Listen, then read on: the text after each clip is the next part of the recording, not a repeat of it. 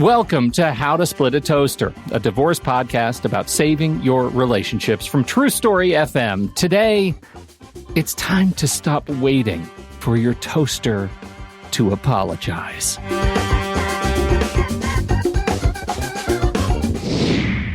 Welcome to the show, everybody. I'm Seth Nelson. As always, I'm here with my good friend Pete Wright. Today on the show, we'd like you to ask yourselves the following question. What are you waiting for? Your former spouse might have made your life miserable. Your divorce might have been contentious, but if you're still waiting around for them to call you and apologize for making your life harder, this week's guest might just have another and a better way forward. Bethany Nicole is an author, astrologer, and relationship expert. Her upcoming book, Apologies I Never Got, is a book of dating and relationship horror stories spun into gold by teaching readers how to write their own apologies for the apologies they never got. Bethany, welcome to the Toaster. Thank you. Thank you for having me. Bethany, I think it's funny. We're a divorce podcast, and I don't think we've done a show. Seth, correct me. I don't think we've done a show on actually apologizing. Nope. Wow. I don't think the word has ever come up. There's not a lot of that in divorces. I think we should apologize to our listeners for that it's waited this long. There you go. Feels like a variable in the equation that we have missed. And so today we are going to talk about the apology and by way of kind of a backdoor, which I think is so interesting. But before we start talking about you in the book, let's talk a little bit why it is important to become an apologist. That doesn't sound very good. But an expert in the art of the apology. What led you to figuring out that apologies were important? Oh my gosh, it was such a journey of the soul. But basically, it's kind of similar to a lot of other people's journeys, right? Like my life just wasn't working. I couldn't get it to work. I had all of these resentments kind of built up from past relationships, my childhood. Basically, I've had a lot of opportunities for apologies that I never got in my own life. And I kept kind of hitting the wall on that. And it just really led me to kind of realize I'm never going to get these apologies. Like I've been waiting for them. I've been resentful. I've been thinking like, oh, if I just get them, then that's going to solve all these problems. And I realized, even if these people came around and apologized for every aspect of it, I'm not sure that would really do it, right? So I started kind of this game with some friends of like writing our own apologies for the ones we never got. And it really just kind of snowballed and started to take off. And I really just kind of started to understand as I got into working with relationships and my professional career, people were kind of coming to me with the same problem. They're like, I'm dating the same person over and over. And we would kind of dig into it. And so much of it had to do with these apologies they never got, with these resentments that they're bringing. That they're resentful, so they date similar typed people because deep in our subconscious, we think maybe this is the person who's going to give me the apology that I'm owed. Right. Or they're trying to heal it. Our subconscious is such a weird place. Right? We do the strangest things. Yeah, it's a weird place. I try not to go there. Yeah, right. Right. It's a dark, scary place. But because but beyond just like you're talking about your own experience, like how does it show up that that you're waiting for it? Like what is it that what are the resentments that kind of start bubbling up? How does that show up in your life? And all I'm trying to get to is like if our listeners are sitting there saying, okay, what are the patterns that I need to be watching out for? I mean, you really hear it in kind of conversations. You hear the resentment, you hear the anger, you hear the frustration. It's somebody who's on a first date and they're just talking about all the ways their ex has screwed them over, right? Or they're talking about their childhood trauma to someone they've known a week. It's like they just want to get it out. It's just something that's really building up. Or they're, doing something like, they're very possessive of their new partner because their ex cheated on them and they just never really got past it. And so it's really just showing up that, again, like your life just isn't working, your relationships aren't working, and you're angry or taking it out on things. And it can show up again in really strange ways because of the subconscious. But I think if you're really having partners that are reflecting that back to you, like, hey, I didn't cheat on you. I didn't do this. Why are you yelling at me? Or why am I having to pay for someone else's mistakes? I think you can kind of recognize like, oh, maybe I didn't work through some things here. Yeah, it's like a jolt out of out of an old reality, right? Yeah. Or again, if you're dating the same type of person, and that really, most of my work, that's pretty much exactly where I start is, okay, what's going on with you? Because so much of our external relationships depend on what's going on with us internally. And there's so much out there about forgiveness and what it looks like and how to get over divorces and all of these things. So let's talk through that, because I talk to my clients all the time and I tell them this. I ask them this question if they're struggling on moving forward with their divorce. I just say, do you want to feel the way you feel now a year or two from now? And the answer is always no. So then you have to do something about it. And I will always tell them when they're struggling with the divorce process, even if they want it and they're doing everything they're supposed to do, but it's just frustratingly slow, agonizing, expensive. I always tell them, you're going through a legal divorce and you're going through an emotional divorce. Absolutely. And what I know for certain, you will not get through your emotional divorce until your legal divorce is over. Yes. Absolutely. That's really kind of something I work with my clients too. Like, even like the Maslow's hierarchy of needs, right? Like the safety and the health, like that is our baseline. And we can work on the relationship aspect of like being friends with your ex or whatever it is on the other side of the legal divorce. And I think that's where people can really get stuck too, is they're like, well, I want to be friends with them and I want it to go so smoothly. And it's like, just back burner that. I mean, not that you should be intentionally creating, drama or situations, but let the lawyers do their thing, let the divorce go through and work on yourself while that's happening. Take that time to be going to experts and therapists and working on yourself. And then once that legal piece is done, now you're in a place of safety that you can start even more intense healing, or maybe even thinking about, well, what do I want this relationship with this ex to look like if we're co-parenting or whatever. But I mean, I know it's, especially in the spiritual community, a lot of the clients I work with are like, that's so mean to like just talk through attorneys. And I'm like, that's not mean. That's a nice legal foot in people's back to do the right thing. That's a beautiful thing. That's practical. Yeah, right. The other thing about that is talking through attorneys is, one, it sets up healthy boundaries for you, because I'll have lawyers will say, well, let's sit down and have a settlement conference with just the lawyers and the parties. And I say no. And they're like, well, why not? It's so reasonable. I say, because I don't know the power dynamics between these people. Being in the same room might not be healthy for your client. It might be beneficial for my client. I don't know. So we have a mediator that goes back and forth, and that has that separation and protection.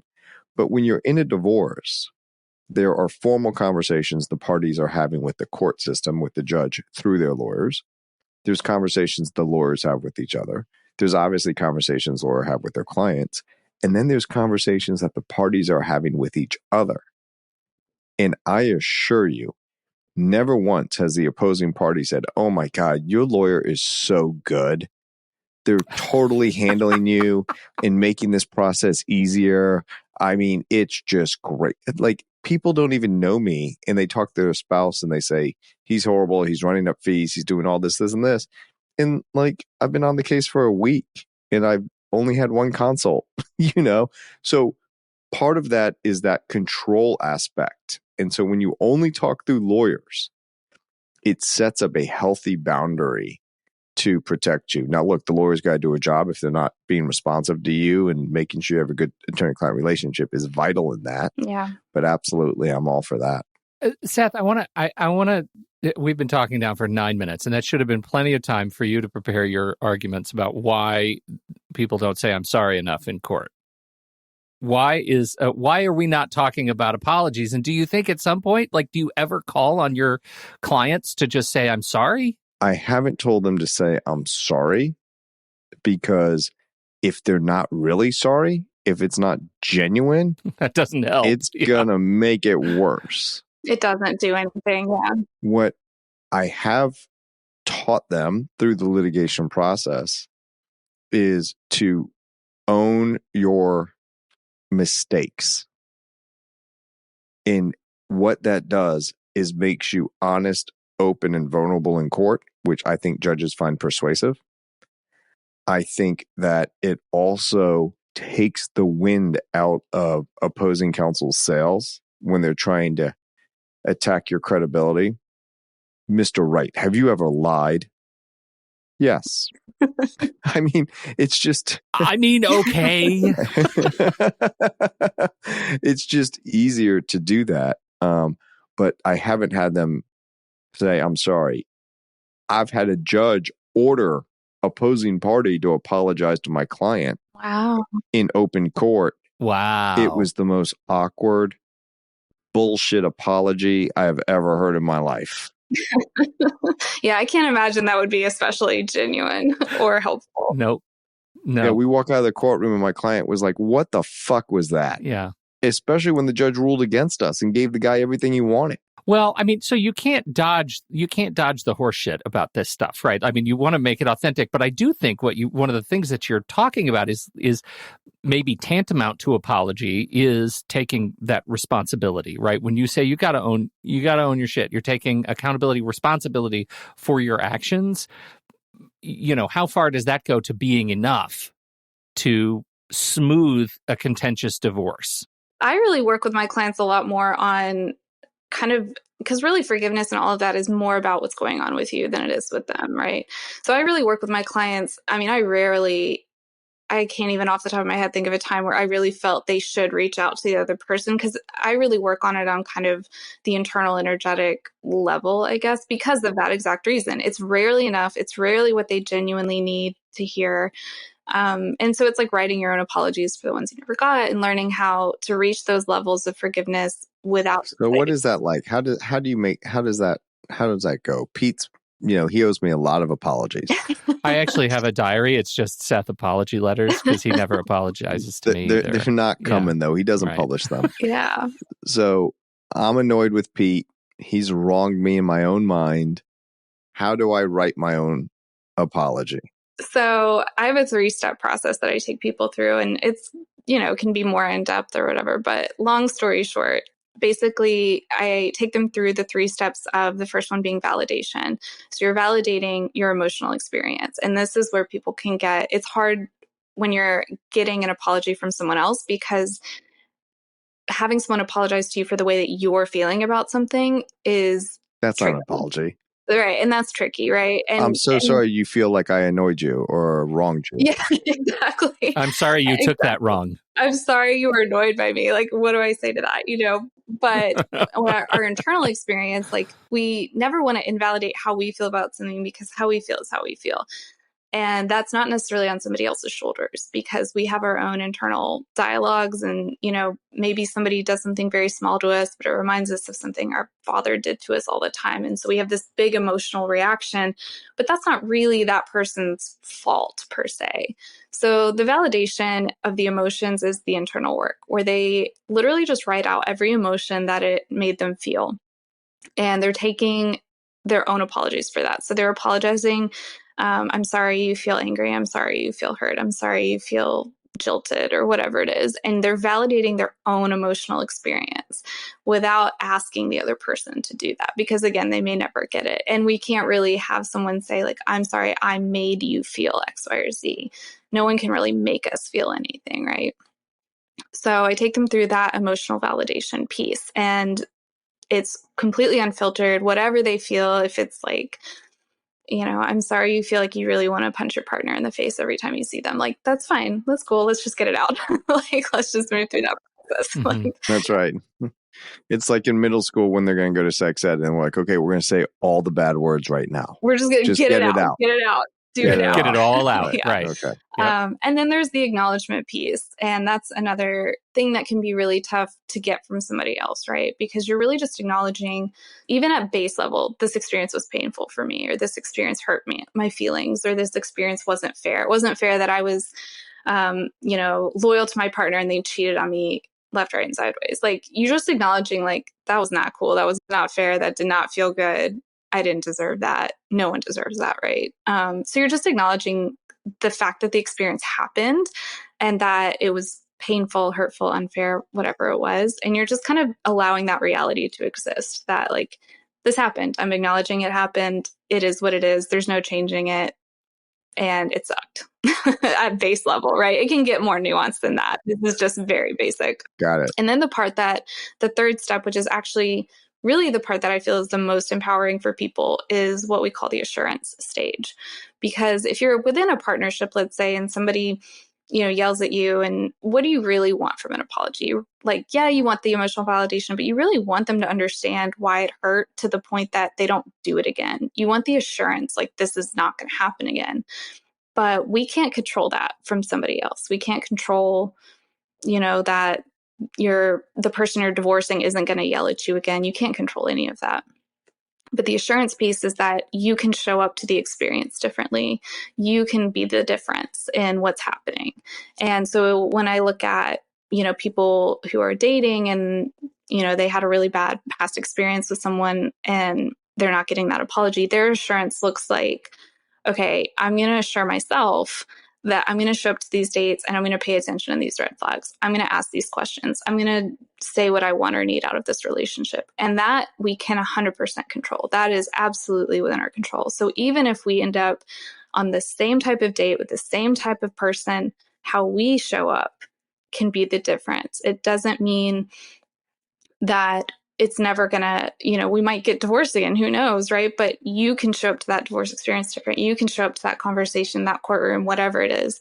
You're giving yourself different assurances. And these are very concrete steps that I like to have people create for themselves. So if they're like, I know this is coming from some childhood trauma. So your assurance is, I assure myself that I'm going to go to therapy and I've got my first appointment set for Monday or whatever it is. It's really concrete, it's really empowered, and it's really forward thinking. I love it. I had a therapist when I was a kid who told me this one thing. I don't remember much about it, but he told me one thing that stuck with me, and I think you're just nailing it, which is your power in life ends with your skin. It ends with what you can touch. So don't bother thinking about these, spending a lot of time perseverating on slights done by others. And I think you're hitting it. Sit down and write out what feels fulfilling to you, right? I guess my further question, though, is there room in this process when you're working with people to hold a flag for, holding someone else to account for like genuine wrongs? Like, or is it just, these are only the things we know we're never going to get an apology for, and for everything else we call Seth? I mean, as far as like reaching out to that person to get an apology, or? Yeah, I mean, I don't know. Is that a thing? Nope. She said no. It's all internal, right, Bethany? It's mostly internal, yeah. I mean, if the client is sitting in front of me has really wronged and they feel, there would have to be a lot of internal work done, because part of, if I would encourage them to reach out, if they really, I felt like, did something that they would benefit from apologizing for, it would be a lot of work to create kind of a safe space for them to do that, because that's really vulnerable experience to apologize to someone. And if you're really dependent on their response, you can really do a lot more damage, right? Because if you write this really lovely apology and you give it to them and they're like, you know what, go F off. I don't really care. That was stupid and I hate you. And then they're like crushed and they're like, oh, I did this thing. Or it's right. But I always tell people, all you can do is apologize. You've done the work. Right. And that's where you work on helping them release. And if you've done that and you want to be vulnerable and they're going to tell you to fuck off, that was stupid. Well, you got your answer. You got your answer. And yeah. Right. But you've come kind of clean on that. So I'm imagining you working with clients about, you had these past relationships, you never got these apologies. They go through this 3-step process. This is all great. I truly think this is amazing. Then they're going out on new relationships and they're setting boundaries. How does this work when the person you're writing the apology for, the ones you never got, is your co-parent and they keep doing the same shit? Yeah, that's a tough one, because again, that's where the assurance, I mean, and there's also kind of the release of like, you can only do what you can do, right? And letting go. And the assurance is where they can really get tough of like, okay, this co-parent is doing something. I mean, how far off is it? Is it legally something you can do something about? Or is it like, because that legal process is so easy and inexpensive, why not just try it? Right. Sure. Everyone should do more law stuff. Yeah. All the cool kids are doing it. Right. Like, I think it's like, you can only do what you can do. So if you're up against the wall of like, I can't afford to hire this attorney to do it again, then you work on other ways to show up differently. And sometimes there's really just, I mean, parents are going to do what parents are going to do. I think we all have seen that, yeah, you might have a co-parent who continues to badmouth you in front of the kids. And all you can do about that, if you've talked to them 1,000 times and they don't care and they're just continuing to do it, is work on how you show up to handle it and try to help your kid through it. And maybe even teach them some things to say of like, I don't want to talk about that, or, or have your kid working with a therapist, or these are the ways that you can control what you can control, because we can't, like, short of gagging someone, we can't make them stop saying something to our kid, even though it's causing damage. And courts don't really do a lot about that unless it's, threatening or something. But that's, again, where the assurance piece comes. Like, yes, they might continue to do it. You might be bound to this person that's continuing to talk badly about you to your own kids, but like, what can you do? How can you show up? And the rest, you really just have to let go. All right. We'll be right back after this message from our sponsor. Seth, according to the National Institute on Alcohol Abuse and Alcoholism, about 10% of children live with a parent with an alcohol use disorder. It's just tragic. Pete, we hear this statistic all the time. At the end of the day, the courts don't care about the statistic. The courts care about keeping kids safe. And when I mean safe from a party who truly suffers from an alcohol disorder or is being wrongly accused of having alcoholism or some other alcohol disorder. It's easy and it saves you money. Instead of he said, she said, there's SoberLink. SoberLink is fantastic, and they are a fantastic partner to this show. So what is SoberLink? SoberLink is a device. It's like a breathalyzer, but it is more. You blow into SoberLink whenever you want to prove in real time that you are safe to be with your kids at carpool, at drop-off, at handoff. Whenever you're going to be driving, you blow into SoberLink. It uses facial recognition to prove that you were the one blowing at the time that you are taking the reading. It sends it off to the people who need to know, people involved directly in your case, not to be used for publication, not to be used for social media. This just goes to the people who matter most for your case as you are collecting data. SoberLink remote alcohol monitoring has helped over 500,000 people prove their sobriety and provide peace of mind during parenting time. And Seth, word on the street is courts love it. Yeah, and it's not just when you're getting in a car. Let's be clear. People can say, never gotten a DUI. What's the issue? Well, the issue is once you're home at 5 o'clock and you're no longer driving, but you're going to start cooking and having a glass of wine, and that glass of wine turns into 2 bottles. That's now an issue. So it's not just getting in the car. It's when the children are in your care, custody, and control, are you focused on them and not using alcohol? Independent, third-party, real-time verification to support your case. I haven't been drinking. Here's the proof. Those are the words that lawyers and courts love, but here are the words you're going to love. You can save $50 off your device and get started right away at SoberLink.com/toaster. That's SoberLink.com/toaster. Thank you to SoberLink for sponsoring this show.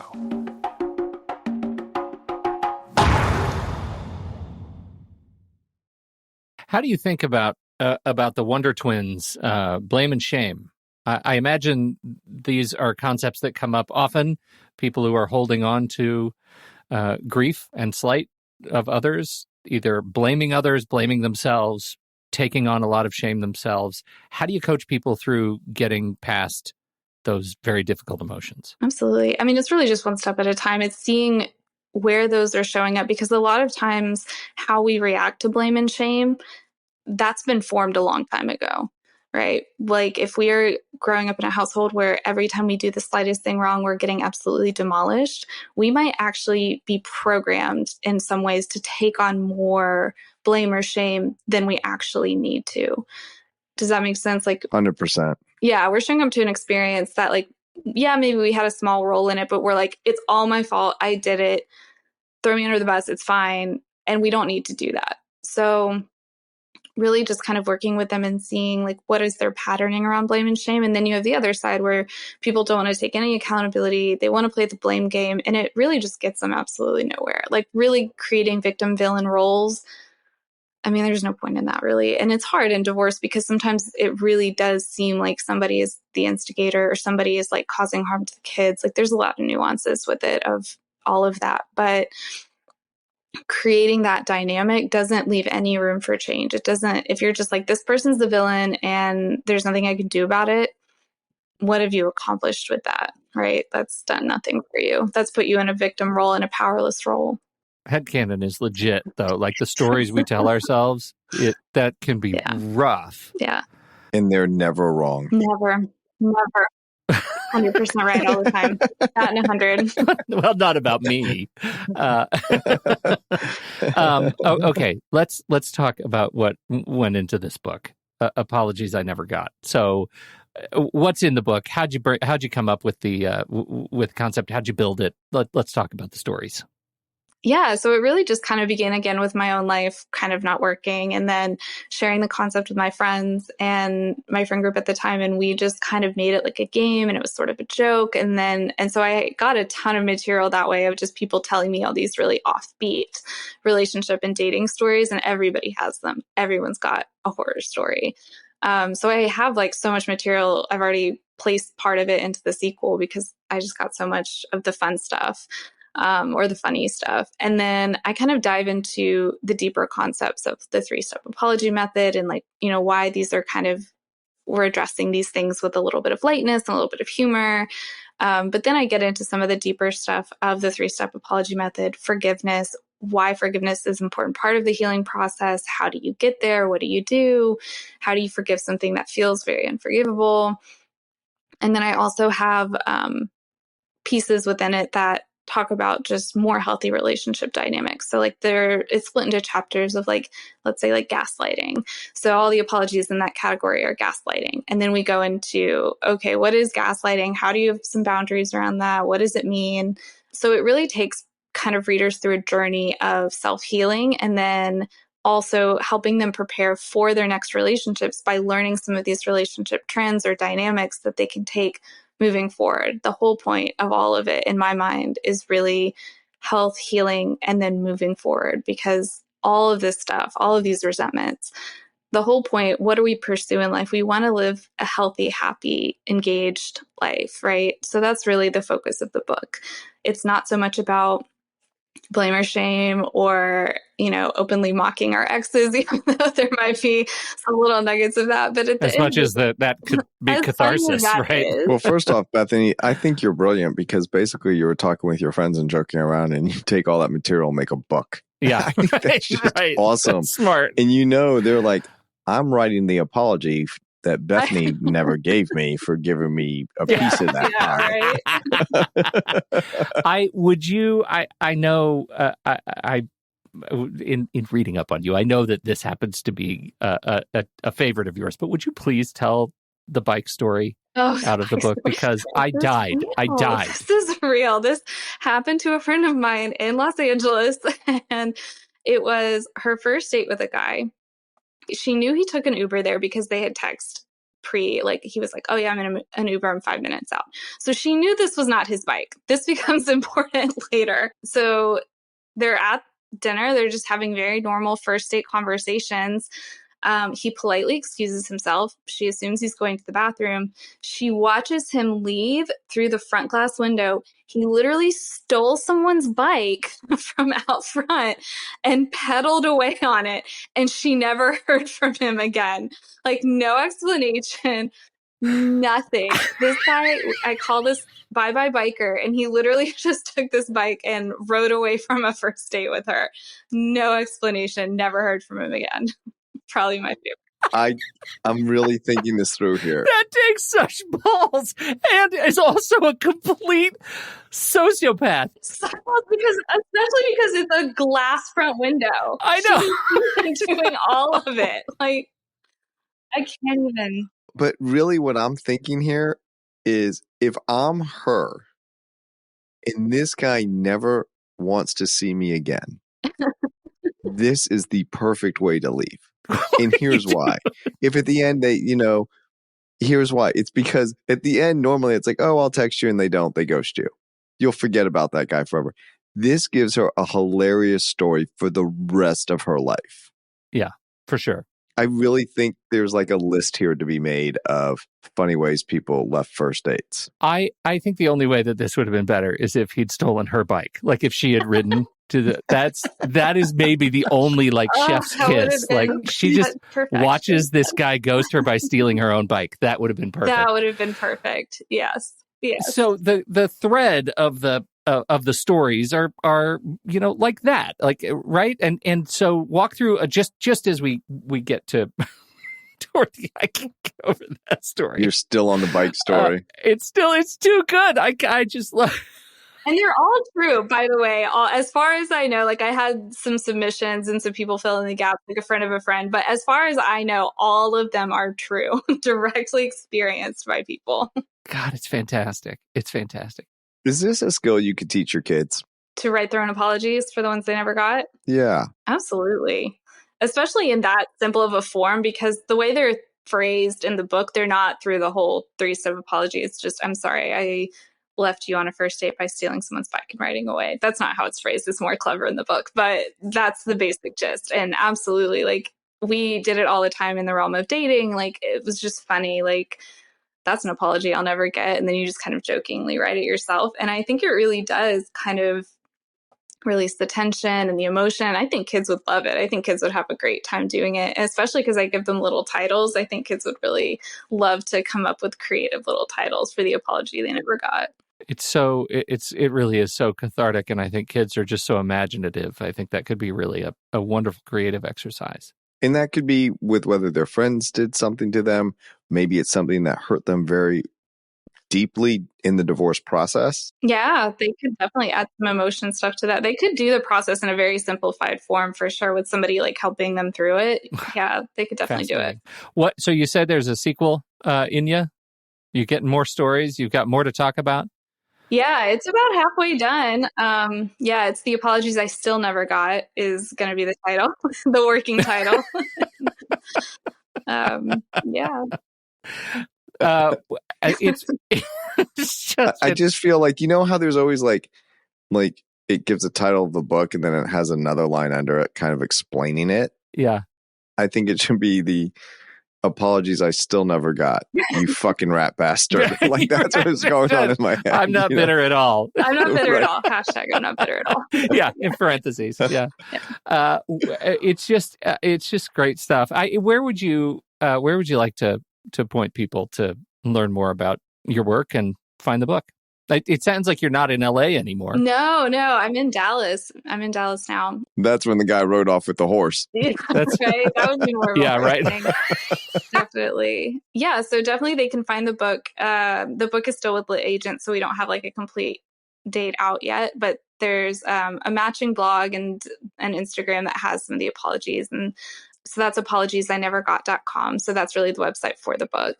Okay. So that's where we'll send people, and it should be released soon. Yeah, it should be. And then my website has more of the, like my freelance writing, some of the more relationship and astrology stuff, as well as more my website. The Apologies is more relationship centered, less astrology, and more focused on the book. Well, it's great. All right. So I'm just going to ask, I'm not an astrology guy. Do you believe that stuff? Absolutely. Absolutely. Okay.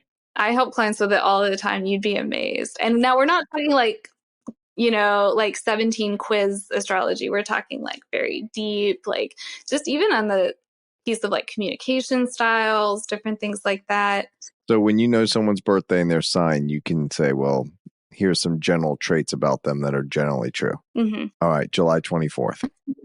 We're gonna drop it. We're doing it, Bethany. We'll see. I'm a Leo. You're a Leo. I'm on the cusp, right? So the fact that you're even doing this podcast is very Leo of you. They like to be seen. They like to be heard. They like to be on video. They like to be, usually attorneys are more in the Virgo line. But again, if you're in court, that's like being the star of a show. So yeah, Leos, they're very leadership oriented. They're very fiery. They're fire signs. They're very big guy in charge, which my attorney is actually a Leo. So that could be, and that's very much his personality. Pete, you're kind of keep nodding your head in agreement I'm here. feeling pretty good about this so far. Let's bring it. All those times I was writing this show, this is all coming back to haunt me in this one. Yeah, it all starts with, I'm not an astrology guy. Astrology guy. I just fall into my archetype completely and fully. Yeah, just lockstep, hand, meet, glove. Yeah. That's amazing. Anything else about me that you're going to divulge that people probably already know if they're listening to this show, but you're putting me in my place? Never eat steak on Wednesdays.